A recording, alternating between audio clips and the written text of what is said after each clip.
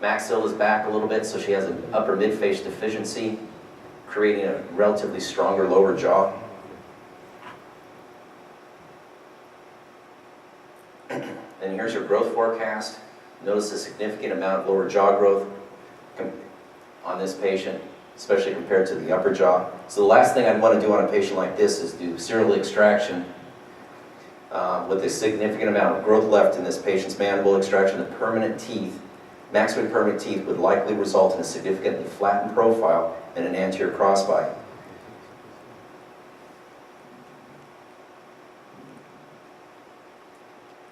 Ricketts frontal analysis, you'll note that she has a very narrow maxilla, a narrow maxillodental arch width, wide mandibular arch widths, and even though clinically she doesn't have a significant transverse discrepancy, cephalometrically she certainly does. So phase 1 treatment, once again I'm referred to the ENT, bond the upper arch, regain space for that ectopic maxillary molar that's coming forward, and then level align the arches. Place a bonded expander in the future, expand 6 millimeters, create space for those impacted canines, bond the lower arch, and then refer to an oral surgeon for canine exposure and guided eruption as necessary.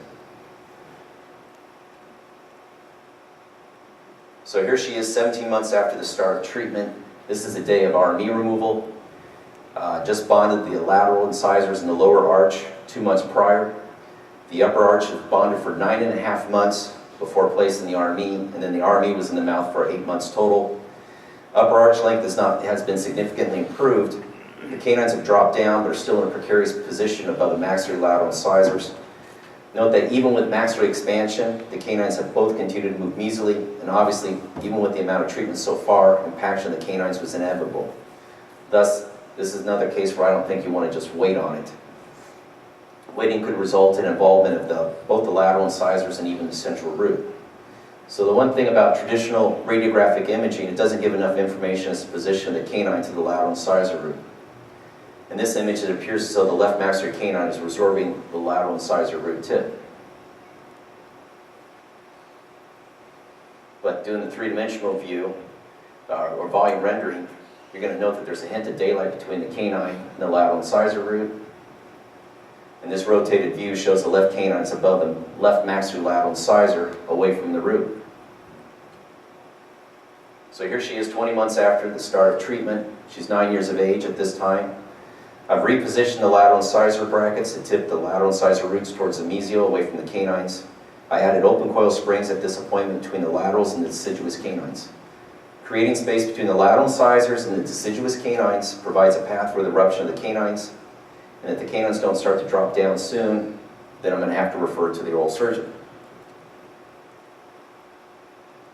Here she is 29 months after the start of treatment. The open coil springs have been on that upper arch wire for 9 months to move the lateral roots away from the maxillary canines and create an eruption path for the maxillary canines. Note the amount of space that's been gained. And look what happens. Canines, this is a Cbct image taken at the same time as that appointment. And by repositioning the lateral incisor brackets to tip the incisor roots towards the mesial, canines have finally started to erupt more vertically.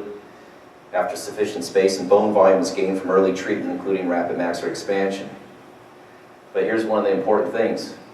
When you're looking at these patients, you don't want to just focus on the impacting canines, because there can be other teeth that can impact. Anybody notice? So once again, with Cbct imaging, power of slices, you'll note that the upper right third molar is developing inferiorly to the second molar.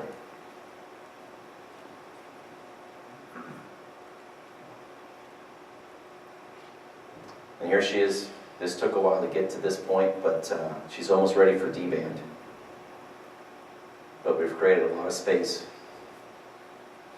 So instead of going to the oral surgeon to get those canines exposed, she's going to get a tooth taken out, third molar.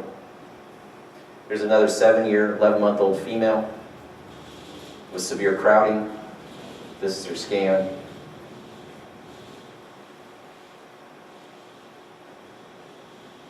And then this axial image. You note that, especially on the left side, that maxillary canine It's horizontally positioned. There's her pan. So this one is not just horizontal, it's tipped up actually, compared to the last case. You can see that maxillary canine is right on top of that lateral root. And the laterals are actually lingual to the deciduous laterals. And of course, this canine doesn't look much better either. And with cone beam, you can look at images from behind, which is really quite cool. And you can see that there's that maxillary left canine. You can see all these teeth stacked up on each other.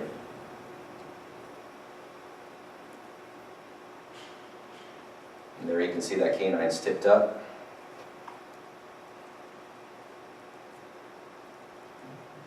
Here's her lateral ceph.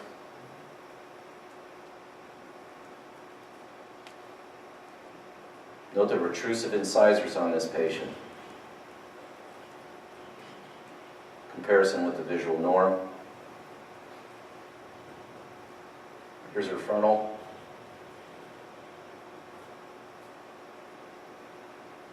Once again, note the skeletal lingual crossbite pattern.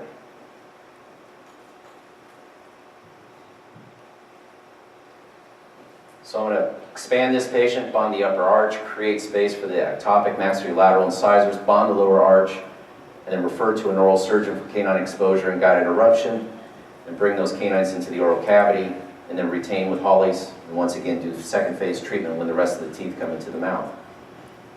So here's our patient 11 months after the start of treatment. Lateral incisors are finally erupting into the mouth, and the time it took just for the lateral incisors to finally erupt in just shows you how crowded she was. Once again, I have open coil springs, and I'm bonded to deciduous canines on the upper arch and lower arch. This is 14 months into treatment. Finally got brackets on the lateral incisors. Now I'm trying to pull them into the arch form.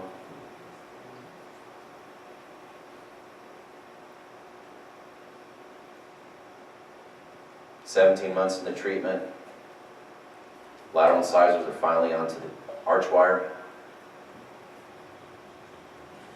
And at this point in time, I'm going to refer to the oral surgeon for guided eruption of the canines. Because what happened was, this is her scan that we took at the same appointment. You can see this right maxillary canine has dropped down, but the left one hasn't moved at all, even with expansion.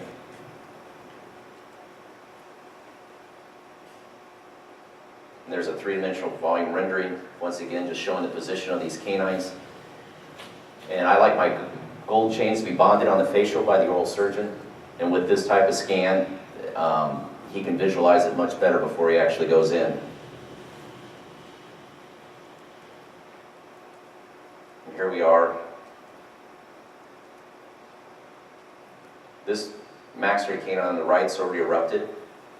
It came in quite quickly. Left one, a little more difficult. So I've already taken the gold chain off of this tooth and I'm just letting it drift down.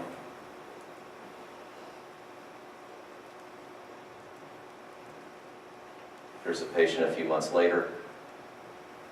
Both canines are into the arch form.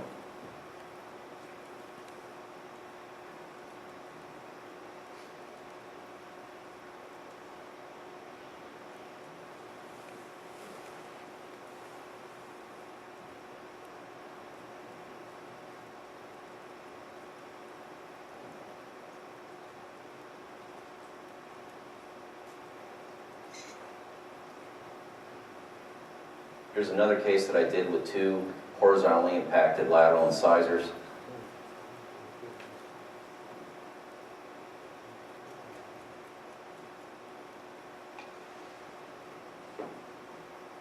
So you can see just about anything's possible. So, thank you very much for your attention. It's been a pleasure being here.